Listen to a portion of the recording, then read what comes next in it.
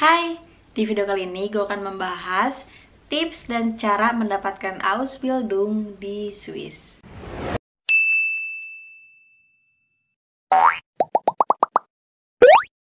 Perlu diketahui, di video kali ini pembahasan untuk cara mendapatkan Ausbildung di Swiss, gue tidak akan membahasnya untuk melalui agen, melainkan jalur mandiri. Kalau jalur mandiri berarti kalian, lo semua yang ingin Ausbildung di Swiss harus mengurusnya semua dokumen-dokumen dan cara-caranya sendiri. Kalau misalnya kalian belum tahu apa itu Ausbildung atau tidak terlalu paham mengenai Ausbildung, terutama Ausbildung di Swiss seperti apa, mungkin bisa dilihat di videonya. Video sebelumnya pernah gue bahas. Nah, kalau misalnya di Swiss, Ausbildung itu sebenarnya sama Ausbildung, cuman mereka lebih menyebutnya dengan kata yang lain berbeda, yaitu Lehre. Nah, untuk secara singkatnya bagaimana cara mendapatkan Ausbildung, yaitu kita nantinya yang akan menjadi Lehrling atau Lernende yang dalam bahasa Indonesia disebut sebagai pelajar magang. Kita akan melamar untuk lowongan magang Ausbildung ke perusahaan yang memiliki pekerjaan, jenis bidang pekerjaan untuk Ausbildung yang kita inginkan. Kalau misalnya kita diterima oleh perusahaan tersebut, lalu perusahaan itulah yang akan mendaftarkan kita ke sekolah. Jadi kita pelajar magang, kita yang akan daftar ke perusahaan, lalu perusahaanlah yang akan mendaftarkan kita ke sekolah. Nah, untuk tahap-tahapnya bisa mendapatkan Ausbildung di Swiss, ini akan gue sharing informasinya, yaitu berdasarkan pengalaman pribadi sendiri. Yang pertama, yang paling penting itu yaitu bahasa. Nah, kalau misalnya di Swiss itu tergantung kalian nantinya tinggal di daerah atau kanton Swiss yang menggunakan bahasa resmi yang mana dari keempat, Jerman, Prancis, Itali, dan Romansch. Nah, kalau misalnya untuk bahasa Jerman, karena kebetulan gue juga menggunakan bahasa resmi bahasa Jerman, Ausbildungnya yaitu Hochdeutsch. Jadi wajib untuk level Hochdeutsch-nya bahasa Jermannya sampai B2. Di Ausbildung ini tidak ada yang menggunakan bahasa pengantar bahasa Inggris. Kenapa bahasa? Karena pasti perusahaan ini ingin si pelamar magang Ausbildung ini ya harus bisa menguasai bahasa Jerman atau Hochdeutsch ini, karena kalau misalnya nggak dikuasai pun gimana nantinya mau sekolah dan juga untuk belajar pekerjaannya, magangnya tuh jadi tidak efisien dong. Lalu harus tahu minat atau pekerjaan impian kalian itu apa, atau profesi pekerjaan yang ingin kalian dapatkan, kalian miliki itu sebagai apa. Nah, tapi kalau misalnya kalian sudah tahu minatnya, tapi kalian nggak tahu nih ada profesi pekerjaan apa saja untuk Ausbildung itu, jangan takut. Untuk di Swiss, kalau misalnya kalian belum tahu jenis pekerjaannya itu ada apa aja untuk Ausbildung, bisa ditanya ke Berufsberatung. Apa itu Berufsberatung? Yaitu konseling untuk karir. Bagaimana caranya? Bisa ambil tes minat dan bakat. Dulu gue juga melakukannya kok. Nah, nama tes ini yaitu Berufseldertest 2020 für Erwachsene. Nah, ini bisa dilihat. Ini tesnya yang waktu itu gue ambil juga. Sebenarnya ini tes tuh lebih ke seperti kuesioner aja sih. Kalian nanti akan dikasih link untuk di rumah, bisa kalian buka, dan disitu hanya ada seperti berbagai macam pertanyaan. Kalau tidak salah 100 pertanyaan. Apakah lo suka bekerja dengan bidang ini? Apakah lo suka bekerja dengan tim? Apakah lo lebih suka bekerja sendiri? Nah, nanti jawabannya itu hanya sangat suka, tidak suka, sedang. Yang seperti itu tahu kan, suka, biasa saja, tidak suka, sangat tidak suka. Tes ini itu di Berufsberatung, kalau misalnya kalian masih pelajar, gratis. Kalau misalnya sudah bekerja, harus bayar. Nah, kebetulan waktu itu gue ngambil tes ini waktu gue masih berada di kursus bahasa Jerman, yaitu berarti status gue tuh sebagai pelajar kursus, jadi gratis. Contohnya seperti ini nih, nanti dilihat bidang mana saja yang paling lo kuasai, lo senang.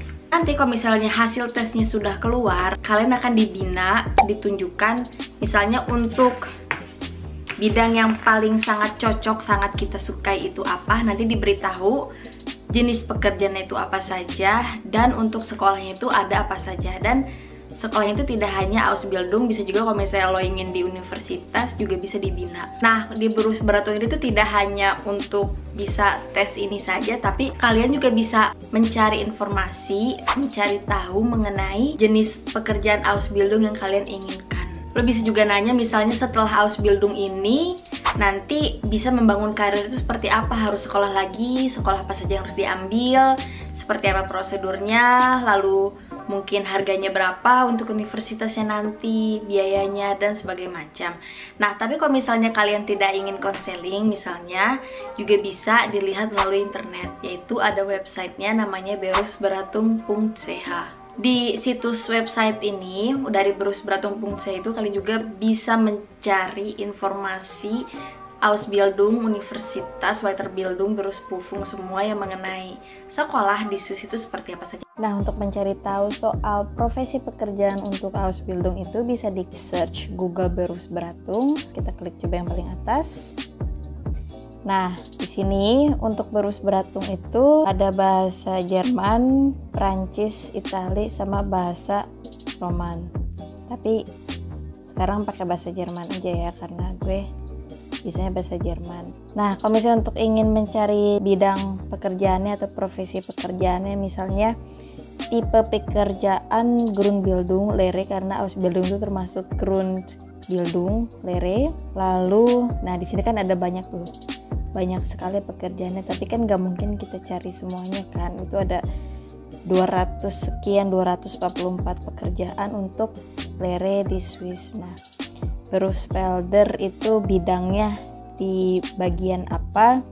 Misalnya let's say tekstil dan mode, dan branchenya di branche bidang apa? Kita coba tekstil, mode, dan Bekleidung itu fashion. Lalu sudah ada Trefferanzeigen. Nah, di sini udah deh tuh.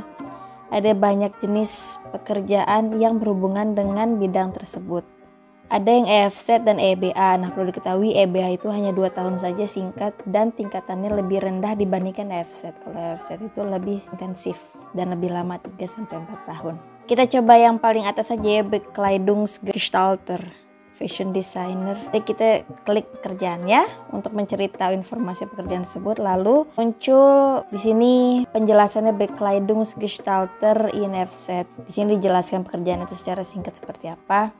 Lalu dijelaskan Tätigkeiten. Tätigkeiten itu pekerjaan-pekerjaan, job desk-nya itu apa saja. Model entwickeln, Kleidung herstellen, terus Kleidung informbringen, Ausbildung, termasuk yang Grundlage itu yang Eidgenössische Verordnung. Dari kapan? Dari tahun 2013. Terus berapa lama? 3 tahun. Nah, di sini titik beratnya apa saja dari Ausbildung profesi pekerjaan ini. Nah, di sini juga tuh Bildung in beruflicher Praxis. Berarti dia termasuk Bildung program pendidikan yang juga berhubungan dengan praktek di sebuah perusahaan dari mode dan tekstil branche. Terus sekolahnya itu 1 hari setiap minggu di Berufsfachschule, Berufsbezogene Fächer, mata pelajaran yang berhubungan dengan pekerjaan ini apa saja. Setelah lulus dapat gelar EFZ untuk Bekleidungsgestalterin. Lalu ada apa saja ini persyaratannya. Lalu Weiterbildung setelah lulus bisa apa saja membangun karirnya. Ada kursus, Theaterschneiderin, Berufsprüfung, dan sebagainya. Kita coba pekerjaan lain ya.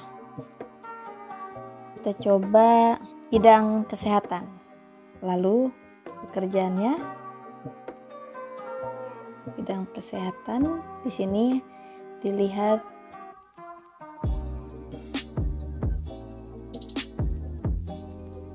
ada untuk perawat,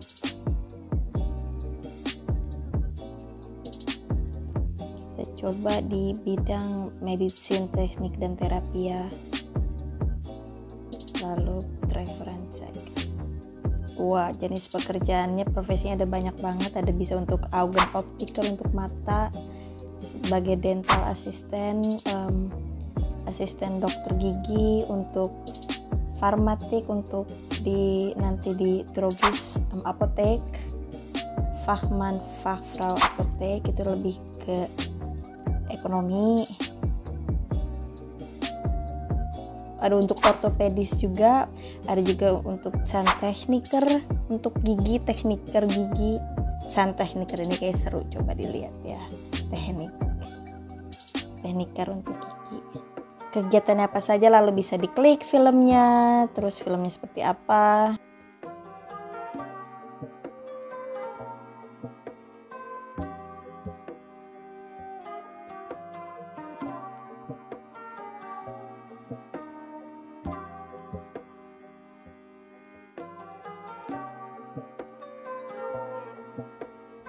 Di video ini diliatin secara singkat kegiatan bekerjanya itu seperti apa di perusahaannya, lalu di sekolahnya seperti apa saja. Di sini ada foto-fotonya diperlihatkan.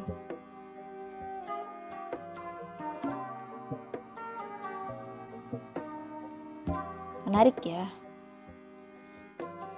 Exit, dan seperti sebelumnya tadi yang untuk desain baju ada juga informasi-informasinya dilihat di atas sini. Ada untuk Tätigkeit, Ausbildung, Voraussetzungen, persyaratannya apa saja, lalu bisa Weiterbildungnya, membangun karir sekolahnya nanti apa saja, terus Berufsverhältnisse, informasi selanjutnya. Lalu selanjutnya itu mencari lowongan untuk magang Ausbildung, atau dalam bahasa Jerman atau di Swiss disebutnya Lehrstelle. Nah, bagaimanakah cara mencari lowongan magang untuk Ausbildung itu di Swiss? Ada banyak berbagai macam caranya.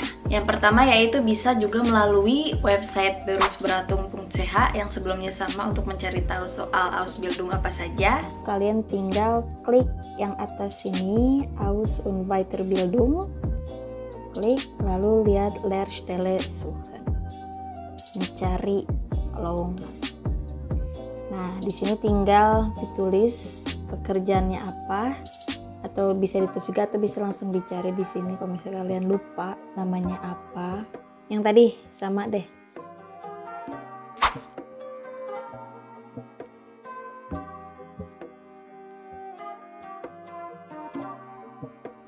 Ada 28 lowongan pekerjaan. Bisa dilihat ini untuk tahun 2022. Lehrbetrieb, perusahaannya namanya apa, lalu Beruf, profesi pekerjaannya, tempat, Ort, Sprache, harus menggunakan bahasa apa, DE itu Deutsch, bahasa Jerman, untuk tahun berapa lowongannya, dan untuk berapa orang, Anzahl, ada berapa orang tersedianya. Ada 28 Lehrstelle, ada 28 lowongan, berarti 25-nya itu yang 25 dari 28 ini tuh ya di sini. Ada untuk di perusahaan Modeko Schweiz Fachschule, ada di teater, dan yang lainnya. Misalnya kita klik paling atas ya, yang paling 25 itu banyak. Nah, dan di sini tertera informasi dari perusahaan tersebut. Atau misalnya kita cari jenis pekerjaan yang lain, elektroniker, kanton bisa kita cari kanton lain, kanton Lutsen. Bisa juga lebih ya kantonnya kalau bisa mencari lebih dari satu kanton, tapi ini Lutsen. Kita lihat untuk elektroniker ada 13 saya di sini, dan kita bisa juga langsung klik ke situs perusahaannya. Nah, tuh bisa dilihat perusahaannya seperti apa, yang membutuhkan atau yang menyediakan lowongan pekerjaannya. Lalu juga ada website lain namanya jobs.ch ataupun justi.ch. Ataupun misalnya tidak ditemukan dari ketiga website tersebut, juga bisa kalian klik search di Google, misalnya Lehrstelle, terus pekerjaannya, profesinya apa, lalu tulis kantornya atau tempatnya di mana. Nah, kalau misalnya sudah ditemukan Lehrstelle-nya, stop, jangan dulu langsung melamar. No. Kalau di Swiss ada tahap lain sebelum melamar, yaitu disebutnya Schnuppern. Apa itu Schnuppern? Sebenarnya kalau misalnya diterjemahkan ke dalam bahasa Indonesia tuh artinya tuh, atau sebutan artinya itu sebenarnya apa ya? Sedikit aneh sih, itu sebenarnya seperti mencium, mengendus, mencium rasa aroma. Nah, tapi untuk dalam bidang Ausbildung ini kasusnya beda. Artinya bukan seperti itu mengendus mencium, melainkan untuk mengenali pekerjaan Ausbildung tersebut dan perusahaannya. Hubungannya apa? Misalnya kalian sudah ketemu Lehrstelle-nya untuk tahun berapa, misalnya Lehrstelle untuk tahun depan 2022 dan sudah ditemukan di perusahaan yang mana, jangan langsung melamar dulu, melainkan nanya ke perusahaan tersebut apakah lo bisa di sana seuntuk 3-4 hari atau 5 hari saja untuk ikut merasakan terjun langsung berada di situasi pekerjaan tersebut. Loh, kenapa? Manfaatnya untuk apa? Banyak banget manfaatnya, fungsinya itu banyak banget. Yang pertama, untuk lo bisa mengenali profesi pekerjaan yang lo inginkan itu sebenarnya seperti apa, kegiatannya apa saja, apakah lo suka, apakah cocok. Tidak hanya itu saja, melainkan juga untuk perusahaannya. Lo bisa tahu apakah perusahaannya itu bagus, situasi pekerjaan mereka itu enak, orang-orang staffnya itu baik-baik, profesional, dan juga lo akan tahu nantinya akan yang menjadi pelatih lo atau disebutnya Berufsbildner itu siapa dan seperti apa orangnya. Dan lo juga di situ bisa mencari banyak informasi, lo bisa nanya-nanya di situ untuk profesi pekerjaan ini tuh seperti apa. Misalnya ada hal yang ingin lo tanya, hal-hal tertentu untuk A, untuk B, untuk C-nya. Intinya untuk mencari tahu soal pekerjaan itu dan perusahaan tersebut dengan cara terjun langsung berada di situasi pekerjaan itu, situasi di situ. Ada tips kapan waktu yang paling baik untuk Schnuppern. Kalau misalnya gue pribadi, gue waktu itu 8 bulan, 10 bulan sebelumnya. Makanya akan lebih baik jika 6-1 tahun sebelumnya lo Schnuppern. Nah, bagaimana caranya untuk bisa Schnuppern? Gampang banget, lo tinggal bisa langsung telepon ke perusahaan itu atau lo juga dateng langsung dan bilang, gue pengen Schnuppern nih untuk berapa hari, apakah bisa atau tidak. Nah, dokumen-dokumen apa saja yang harus dibawa ketika ingin Schnuppern, yaitu yang pertama tentunya CV kalian, kurikulum vitae dengan foto dan lengkap, dan kalau bisa kalian cari tahu informasinya cara membuat CV untuk Swiss seperti apa, karena penulisannya belum tentu saja sama dengan di negara-negara lain. Dan CV juga dalam bahasa Jerman atau misalnya bahasa resmi di mana tempat kalian tinggal atau melamar ke perusahaan tersebut. Yang paling penting yaitu sertifikat bahasa, dan juga salah satu yang paling penting yaitu kalau misalnya kalian ingin Schnuppern, pastikan juga kalian telah atau sudah membawa formular yang namanya Rückmeldung zur Schnupperlehre, semacam formular gitu nanti untuk penilaian kalian selama Schnuppern itu seperti apa yang akan diisi oleh orang dari perusahaan tersebut, chefnya, si bosnya atau Berufsbildner. Nah, penting banget selama Schnuppern itu kalian jangan terlihat seperti kayak leha-leha atau males-males atau main HP terus. Jangan sampai seperti itu. Kalian harus tunjukkan, hey, saya interest nih dengan pekerjaan ini, boleh nggak aku ikut ngebantu, boleh bantu nggak, perlu bantuan tidak, atau misalnya kalian nanya, itu apa sih, itu kenapa seperti itu, kok bisa seperti itu, kenapa. Banyak menanya dan aktif pokoknya. Atau lu juga bisa ngobrol dengan para staff pekerja di sana, menanyai, pekerjaan ini tuh seperti apa sih, bagaimana sih, kenapa begini, atau misalnya juga bisa nanya, kalian kenapa memilih untuk pekerjaan ini, atau kenapa kalian dulunya sekolah Ausbildung untuk pekerjaan ini, itu juga bisa ditanya. Nah, kalau kalian menunjukkan kalian itu tertarik dengan pekerjaan itu dan kalian ramah, kalian kinerja kerjanya bagus, kalian ikut ingin membantu terjun langsung merasakan bekerja, di situ juga perusahaan itu juga bisa menilai kinerja kalian itu seperti apa, karena Schnuppern itu bukan cuma dari sisi kitanya saja, tapi juga dari sisi perusahaan juga. Mereka akan mensortir, melihat, menseleksi orang-orang yang datang mau Schnuppern itu mereka tuh seperti apa, apakah mereka benar-benar tertarik dengan pekerjaan itu. Dan kalau misalnya mereka tertarik dan mereka melihat kinerja kalian bagus, ada kemungkinan juga kalian bisa saja setelah Schnuppern langsung direkrut kalau kalian mau. Nah, kalau misalnya beberapa hari atau masa Schnuppern itu sudah lewat, biasanya kalian akan interview sebentar dengan Berufsbildner itu, hanya berbincang seperti menurut mereka kalian itu selama beberapa hari ini terlihat interest kah, tertarik kah, aktif kah, ikut banyak membantu kah, seperti kalian cocok dengan pekerjaan ini atau tidak. Usahakan jangan hanya di satu tempat perusahaan saja, kalau bisa lebih baik di berbagai perusahaan. Jadi kalian bisa menilai juga dan menyamakan mana yang lebih cocok dengan kalian. Dan kalau misalnya kalian ingin melamar nanti, itu pun juga menjadi nilai plus kalian. Untuk yang formular Rückmeldung zur Schnupperlehre itu bisa kalian perlihatkan di lowongan magangnya nanti untuk lamaran. Hey, saya sudah Schnuppernya udah banyak nih, dan apa saja kata-kata perusahaan-perusahaan lain mengenai saya selama Schnupper. Tahap selanjutnya yaitu yang sudah ditunggu-tunggu, melamar. Untuk melamar Lehrstelle. Tapi perlu diingat, sebelum melamar kalian harus pastikan dulu setelah Schnupper nantinya nih, pasti kan ada jeda waktu beberapa bulan. Lehrstelle-nya itu, lowongannya itu masih ada atau tidak. Kalau menurut gue pribadi, untuk surat lamarannya itu lebih baik yang personal. Jadi jangan hanya seperti secara singkat saja, saya ingin melamar karena gini.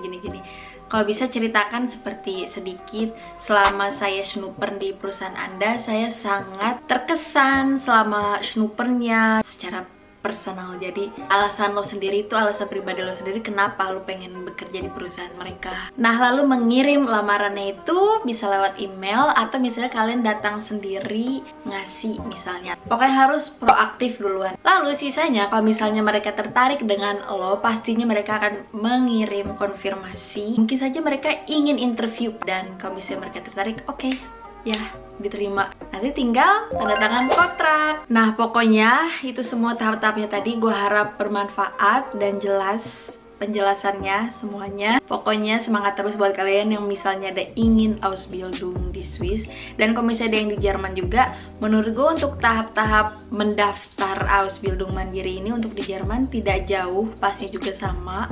Mungkin hanya website-website tertentu saja yang beda. Semoga bermanfaat. Sukses terus, misalnya ingin Ausbildung, jangan putus asa, coba terus pasti bisa. Oke, see you in the next video.